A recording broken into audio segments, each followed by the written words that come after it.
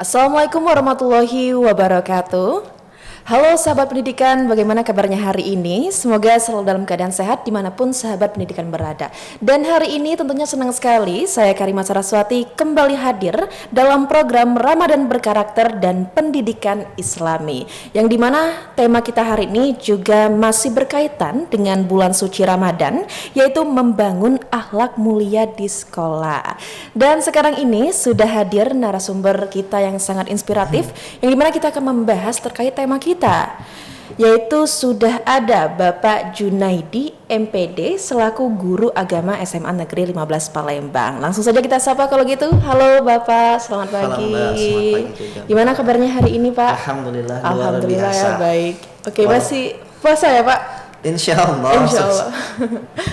Oke. Hari ini sudah sampai ke hari 16 Mbak ya. Iya Insya Allah hari betul. 16. Oke. Betul Pak, karena kita sekarang ini masih dalam bulan suci Ramadan, tentunya berkaitan juga dengan tema kita hari ini, yaitu membangun akhlak mulia di sekolah. Oke, kalau menurut Pak Junaidi nih, selaku guru agama, seberapa penting sih Pak momentum bulan suci Ramadan ini dalam membentuk karakter dan akhlak siswa di lingkungan sekolah Pak? Oke, momentum bulan suci Ramadan ini bagi akhlak atau adab kita, khususnya anak-anak didik kita di sekolah-sekolah, terutama di SMA, itu sangat krusial atau sangat utama, sangat penting.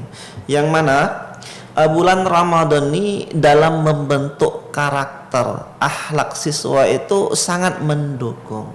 Terutama bagi mereka yang berpuasa khususnya Mbak ya. Kalau mereka tidak puasa, ya wallahu a'lam bishawab, bagaimana cara mereka membentuk atau memperbaiki karakter akhlak mereka kalau mereka tidak puasa. Nah, dengan berpuasa nih Mbak, insya Allah kalau benar puasanya yang mereka terapkan sesuai dengan hadis Nabi yang bunyinya, banyak di antara manusia yang mereka berpuasa tapi tidak mendapatkan apa-apa kecuali lapar dan dahaga. Nah, di sini maksudnya kalau dia puasa hanya menahan lapar sama hausnya saja, rugi orang tersebut ya. Karena ngapa? Karena tujuan daripada puasa nih yang pertama itu ya untuk mendapatkan pahala yang sebanyak-banyaknya. Di samping akan membentuk pribadi orang yang berpuasa tersebut, insya Allah pribadi yang baik, pribadi yang mulia. Nah itu Mbak, jadi puasa ini kalau puasanya benar akan membentuk pribadi yang pertama itu Mbak, akhlak, bersikap jujur. Karena dalam berpuasa tuh jujur secara spontan Mbak ya, tanpa diajari itu terlaksana. Contoh, ketika kita berpuasa dalam keadaan lapar, makanan yang dihidangkan dalam artian di rumah tuh misalnya ada makanan, ada minuman lemak, tapi kita merasa puasa walaupun tidak kata orang yang nengoknya, kita berbicara dalam hati nih, aku nih puasa walaupun tidak kata orang yang nengok. Nah jadi begitu Mbak, itu salah satunya. Jadi yang pertama tuh salah satunya tuh membentuk pribadi akhlak yang jujur. Oke, berarti puasa ini tidak hanya menahan lapar dan juga haus ya Pak, tapi juga menahan diri seperti itu dari emosi misalnya. Jadi nggak boleh ya kalau paginya itu puasa, siangnya udah makan, itu nggak boleh Pak ya. Oke Pak, kalau menurut Bapak sendiri makna dari akhlak mulia yang seharusnya menjadi fokus pembinaan di sekolah selama bulan Ramadan itu seperti apa nih Pak? Oke, akhlak mulia itu bukan hanya sekedar ucapan, kalau secara bahasa kita tuh sopan santun, bukan sekedar itu saja Mbak, akan tetapi perpaduan antara karakter batiniah kita dan perilaku nyata kita, dalam artian hati nurani kita dan tingkah laku kita tuh harus sejalan, harus sejalan. Kalau hati kita berkata iya, maka tindakan kita juga harus iya. Hati kita berkata tidak, maka tindakan kita juga Tidak, itu salah satunya Mbak. Dan kata kami tadi, ketika kita berpuasa, kita ini dilatih untuk jujur. Kemudian selain daripada dilatih jujur, kita dilatih untuk tidak sombong. Dan selain dilatih untuk tidak sombong, kita juga dilatih untuk tidak membicarakan keburukan-keburukan orang. Gibah ya Pak? Gibah, Nggak boleh iya, itu. nggak boleh itu. Karena itu salah satu termasuk perbuatan yang dampaknya akan mengurangi pahala puasa Mengurangi kita Mbak. pahala. Makanya kata Nabi itu banyak orang yang berpuasa tapi tidak ada dapat apa-apa kecuali cuman lapar sama hausnya Mbak. Itu tadi karena dia melakukan perbuatan-perbuatan yang dilarang, yang diharamkan Allah makan. Oke, jadi puasanya juga sia-sia Pak ya? Iya Mbak, benar. Oke Pak, kalau misalnya untuk langkah konkret memastikan nilai-nilai Ramadan seperti yang sudah Bapak bilang tadi kan bahwa ada jujur dan sebagainya macamnya, itu bagaimana nih biar benar-benar tertanam menjadi karakter permanen di siswa-siswa ini? Oke. Dalam ibadah puasa nih Mbak, di bulan Ramadan nih kita nih dituntut bukan hanya sekedar puasa. Bukan hanya sekedar puasa. Bahkan puasanya Mbak itu sia-sia kalau dia meninggalkan kewajiban yang ada di dalamnya. Salah satunya salat 5 waktu.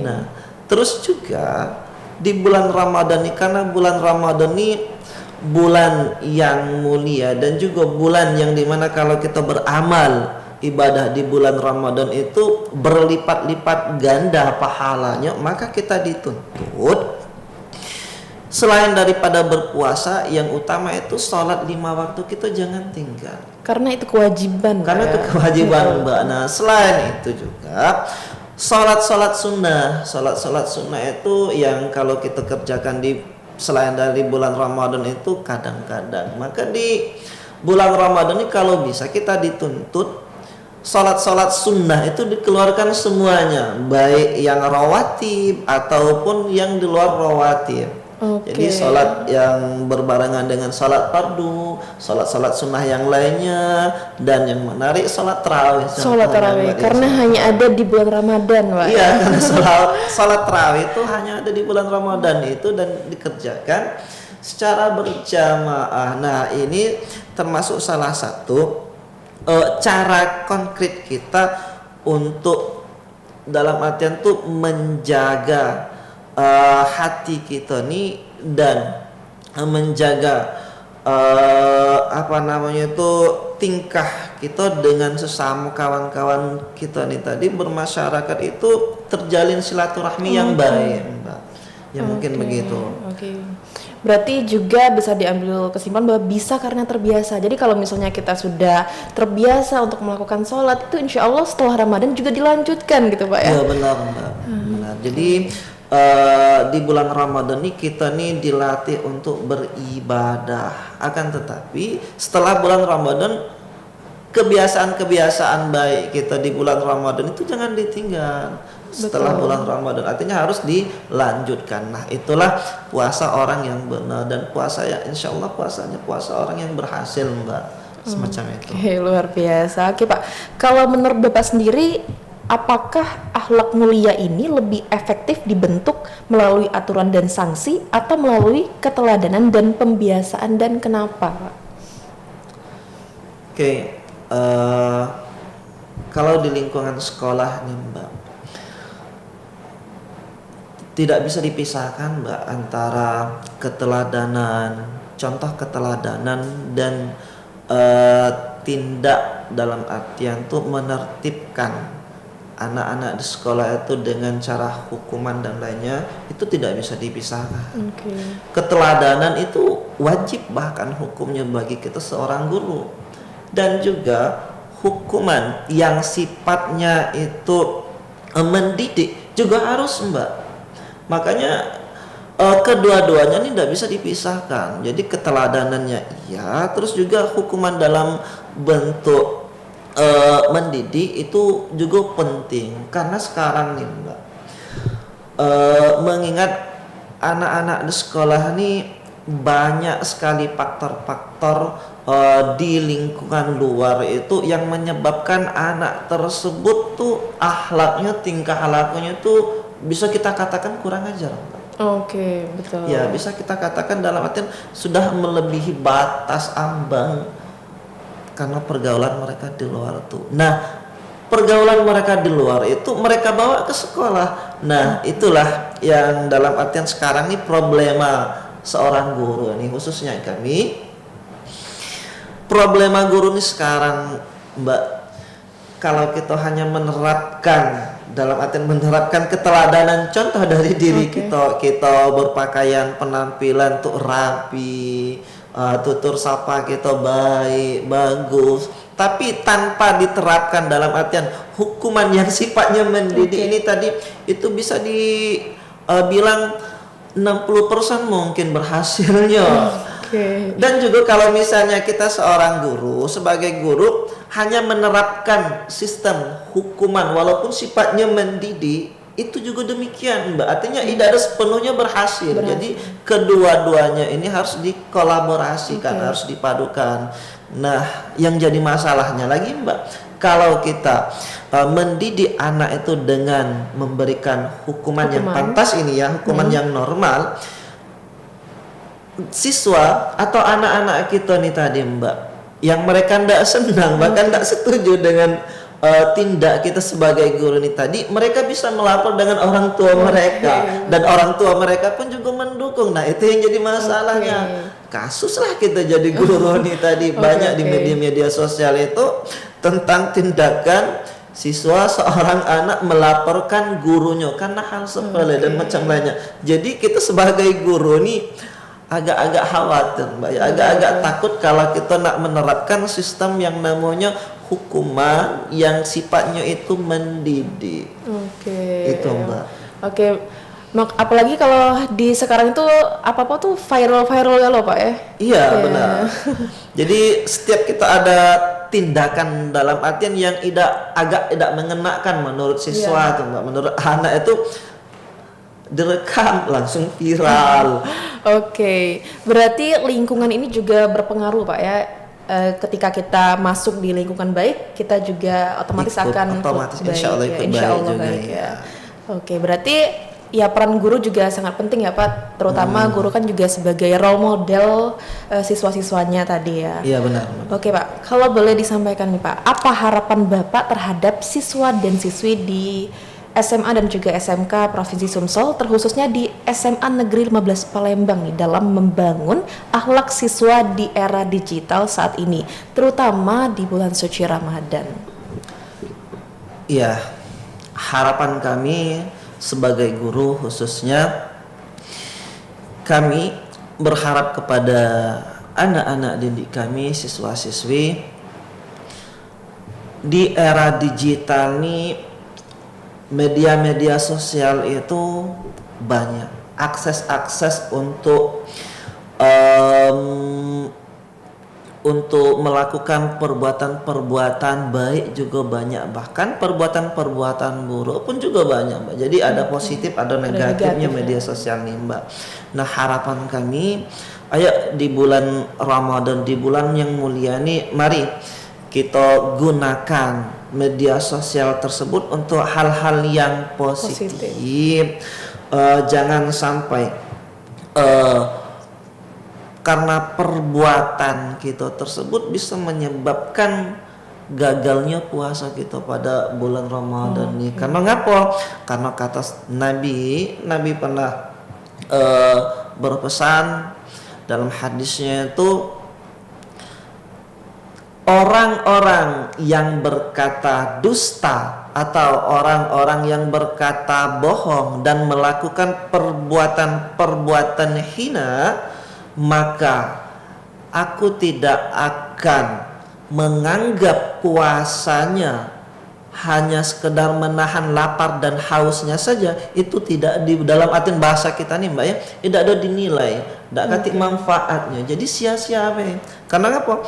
Karena berkata dusta, berbuat semacam perbuatan yang dilarang lah, maksiat dan lain sebagainya. Nah, sekarang nih, Mbak, Kalau nak ngomong kotor dalam artian berbuat berkata bohong itu tidak mesti kita langsung ngomong dengan orangnya, enggak. Betul. Di media sosial pun berita yang benar jadi salah. Jadi salah. Berita yang salah jadi benar.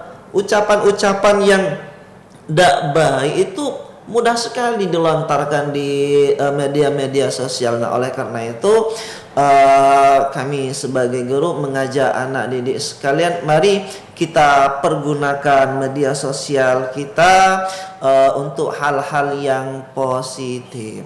Mungkin itu saja. Oke. Berarti yang saya ambil nih bahwa di bulan Ramadan kita harus manfaatkan waktunya untuk melakukan hal-hal baik dan juga mengerjakan amalan-amalan yang sudah dianjurkan ya gitu. Ya, benar. Oke. Pesan apa nih yang ingin Bapak sampaikan kepada para siswa dan orang tua dalam menyambut Ramadan 1447 Hijriah ini? Pesan kami khususnya kepada siswa-siswi, anak-anak didik yang sekarang duduk di bangku SMA, dia duduk di bangku SMK, karena masa-masa kalian nih sekarang nih masa-masa remaja, yang mana masa-masa tersebut masa-masa dalam bahasa kita nih Mbak ya, nak menang dewek, dalam artian tuh nak menang dewek, pokoknya nak bagus dewek lah, kita yang paling bagus. Kalau lanang tuh, kalau laki-laki tuh kita yang paling ganteng, kalau perempuan kita yang paling cantik, dan pokoknya serba kita yang paling itu. Nah, ayo kami berpesan sebagai guru khususnya untuk anak-anak didik sekalian, mari ayo dengan bulan Ramadan ini kita latih sikap kita, mental kita, diri kita untuk senantiasa menjalankan ibadah puasa ini dengan sebaik-baiknya. Dalam artian bukan hanya sekedar berpuasa, bukan hanya sekedar puasa itu menahan lapar dan haus, akan tetapi juga menahan diri kita dari perbuatan-perbuatan maksiat khususnya Mbak. Mungkin itu saja, dan pesan untuk orang tuanya juga. Bapak Ibu wali murid, wali siswa dimanapun berada, kami sebagai guru juga berpesan kepada Bapak Ibu sekalian, mari kita kerjasama dalam mendidik anak-anak kita supaya anak-anak didik kita ini bukan hanya berhasil dalam akademisnya, akan tetapi juga berhasil dalam etika akhlak moralnya. Mungkin itu saja Mbak. Oke, luar biasa sekali sahabat pendidikan. Dari awal sampai dengan akhir ini kita sudah mendengarkan ya langsung dari Pak Junaidi bahwa ini bisa kita ambil kesimpulan Ramadan ini juga sebagai momentum yang penting gitu yang dimanfaatkan untuk pembentukan karakter melalui nilai-nilai Islam, sehingga siswa ini tidak hanya pintar secara akademis tetapi juga memiliki akhlak dan perilaku mulia, dan tentunya juga melalui peran dari guru ya sebagai role model para siswanya. Oke sahabat pendidikan, mungkin sampai di sini perbincangan kita hari ini, dan sebelumnya terima kasih Pak Junai yang telah bersedia untuk ngobrol dengan kita dan juga sahabat pendidikan yang ada di rumah. Dan untuk sahabat pendidikan, terima kasih telah menyaksikan dari awal sampai dengan akhir, dan jangan lupa untuk like, comment, share, and subscribe YouTube kita Suara Pendidikan Sumsel. Dan akhir kata, saya Karima Saraswati beserta seluruh kru yang bertugas pamit undur diri. Terima kasih dan sampai jumpa di episode berikutnya. Wassalamualaikum warahmatullahi wabarakatuh. Waalaikumsalam warahmatullahi wabarakatuh. Salam pendidikan.